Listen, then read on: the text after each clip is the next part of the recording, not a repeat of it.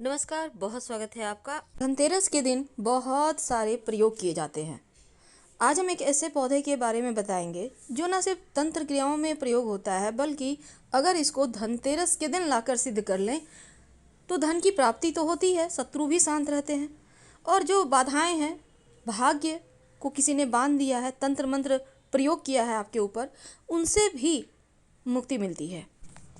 आज हम बात करेंगे अपामार्ग की, जिसको हम लठजीरा भी कहते हैं।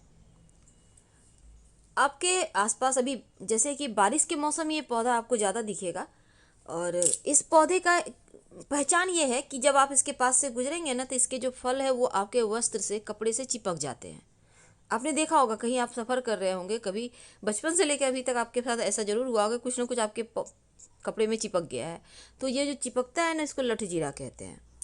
लठजीरा का आयुर्वेद में महत्व है, और ये एक तरह से तंत्र क्रियाओं में भी इसका प्रयोग होता है। इसके बहुत सारे फायदे हैं, तो पहले चलिए शुरुआत करते हैं। जैसे कि इसका जो जड़ होता है, लेकिन याद रखिए, जब भी कोई पौधा का जड़ आप यूज करते हैं तो उसको पहले एक दिन पहले निमंत्रण देकर आइए, अपना परिचय दीजिए, जल दीजिए, और फिर उनको कहिए हम आपको लेने आएंगे, और फिर अगले दिन जाकर लाइए। अब जैसे कि आप लाकर इसको घर में स्टोर करके भी रख सकते हैं थोड़ा सा। तो अब जैसे किसी महिला को प्रसव में पीड़ा हो रहा है, बहुत परेशान है, तब इस जड़ को कमर में बांध दीजिए। देखिए 10 मिनट के अंदर नॉर्मल हो जाएगा सब कुछ। इसके बाद इस जड़ को निकाल कर आप कहीं मिट्टी में दबा दें। इसका जो बीज होता है ना, जो लठजीरा है, इसका बीज का अगर आप पहले ज़माने में ऋषि महात्मा लोग जब ध्यान करते थे, पूजा पाठ करते थे, तो बीज का खीर बनाकर खाते थे, ताकि उनका भूख प्यास सब मिट जाए और वो आराम से अपनी साधना कर सके। तो इसके बीज को अगर खीर में डालकर खाया जाए तो जो ज़्यादा भूख लगने की समस्या है वो भी समाप्त होती है, इससे मोटापा कम होता है।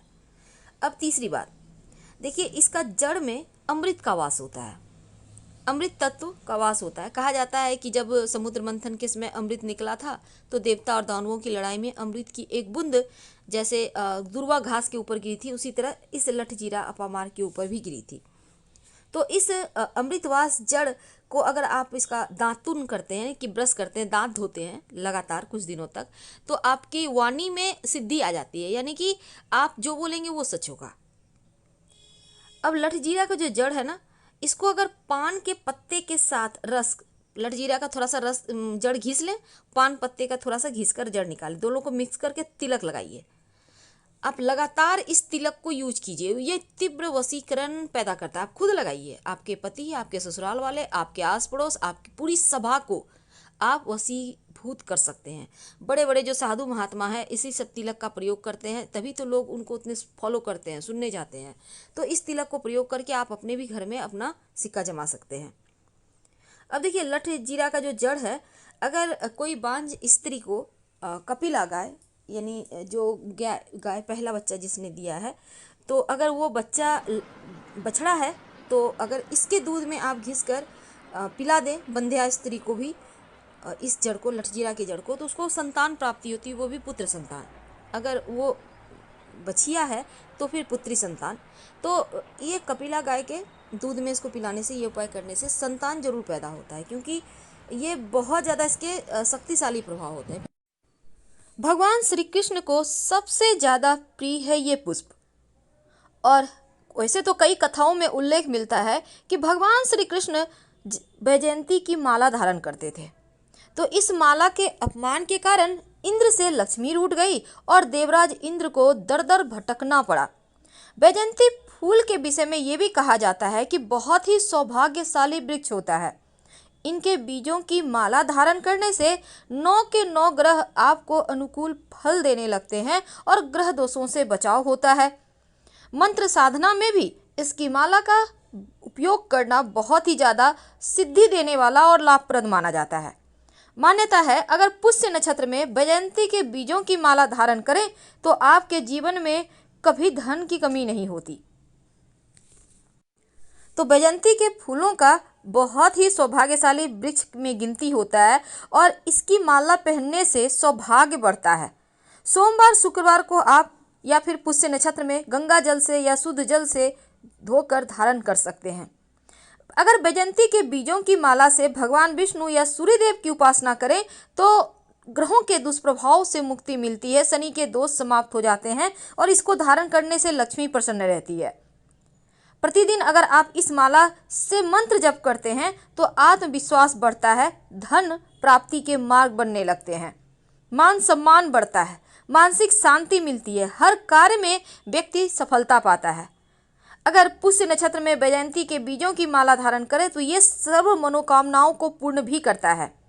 वैजयंती माला से अगर आप ओम नमो भगवते वासुदेवाय मंत्र का जप अगर रोज सुबह कम से कम 108 बार जप करें तो यकीन मानिए शीघ्र विवाह भी होता है, धन की मुश्किलें दूर होती है, संतान की प्राप्ति होती है, जीवन की मुश्किलें दूर हो जाती है।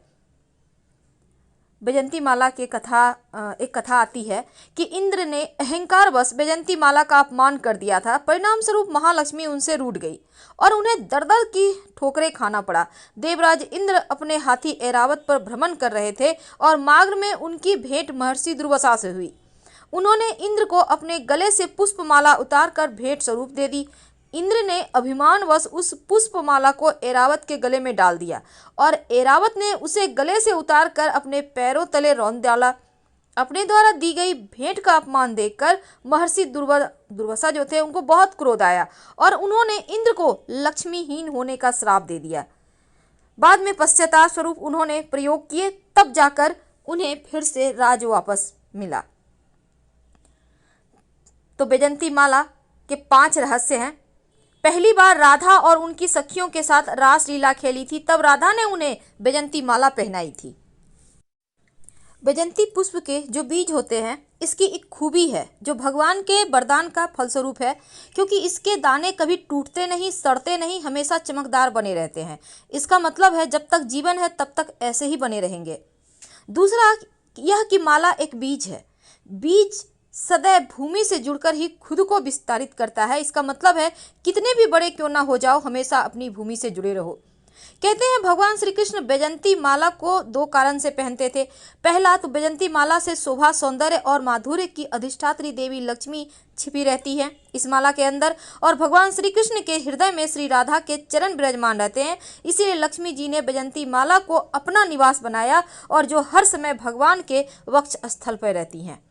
दूसरा कारण यह कि भगवान श्री कृष्ण को यह माला निरंतर राधा जी की याद दिलाती रहती है, और जिससे पहले मथुरा में एक माली बनाकर लाता था। अब यहाँ पर राधा की याद आती रहे इसलिए उन्होंने वैजयंती माला धारण की, और अगर कोई व्यक्ति इसे धारण करता है तो भगवान श्री कृष्ण का वो भक्त बन जाता है। माला में 5 प्रकार की मणियों को गूंथा जाता है, 5 महाभूतों के प्रतीक। इनका नाम है इंद्र नीलमणि, पृथ्वी, मोती यानी जल, पद्मरागिनी यानी अग्नि, पुष्पराग यानी वायु तत्व और वज्रमणि अर्थात हीरा आकाश। वैजयंती माला का महत्व एक ये भी है कि इस वैजयंती फूल का माला अति शुभ और पवित्र है, बहुत ही सौभाग्यशाली।